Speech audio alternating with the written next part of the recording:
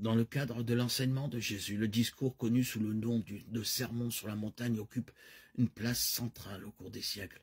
Il a été souvent considéré comme un élément secondaire de l'Évangile.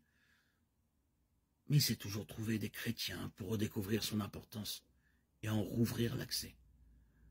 Ce qui s'est passé au long de l'histoire de l'Église se passe de la même façon dans la vie de chaque fidèle. Beaucoup négligent ce trésor que constitue le Sermon sur la montagne, ou n'y prêtent pas attention. Peut-être parce qu'ils n'ont jamais trouvé quelqu'un qui leur en fasse saisir le sens. Peut-être aussi parce qu'ils ne l'ont jamais cherché. Peut-être enfin parce qu'ils ont voulu se soustraire à ces exigences. Le Sermon sur la montagne ne se présente pas comme un discours bien composé. Jésus ne l'a pas prononcé tel quel. C'est un sermon que Matthieu a construit en regroupant des éléments de nombreux discours de Jésus. Il y va de l'annonce de l'Évangile, de l'appel à la foi et aussi de la réponse que cette foi exige dans la vie quotidienne.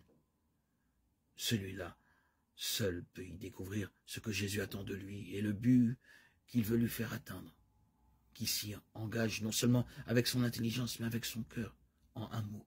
Celui qui réalise la parole de Jésus dans sa vie de chaque jour. Celui qui se sait appelé par Jésus et qui est décidé à le suivre doit d'abord être convaincu qu'il se lance dans une aventure dont il ne voit pas au point de départ jusqu'où elle mènera. Nous pourrions en trouver confirmation dans la vie des saints. Nous verrions par exemple de beaucoup d'entre eux, comme le Sermon sur la montagne est capable de pénétrer dans une vie, de la modeler, de la transformer. Il nous faut le lire régulièrement. Matthieu 5, 2.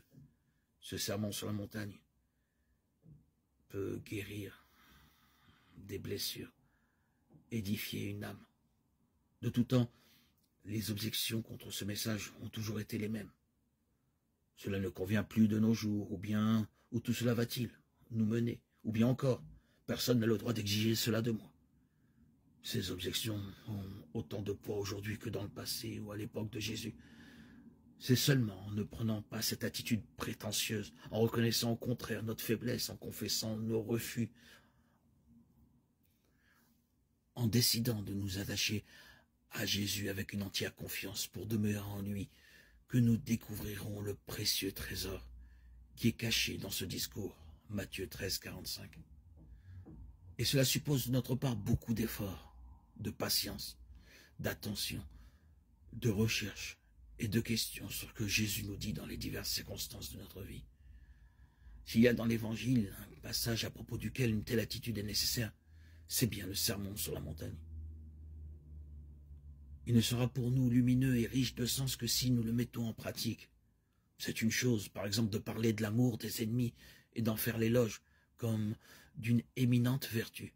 C'en est une autre d'être effectivement bon avec quelqu'un qui, vis-à-vis de nous, se comporte en ennemi, nous hait et nous fait du mal. Agir ainsi, c'est le propre de Jésus. Ce doit être aussi le propre de son disciple.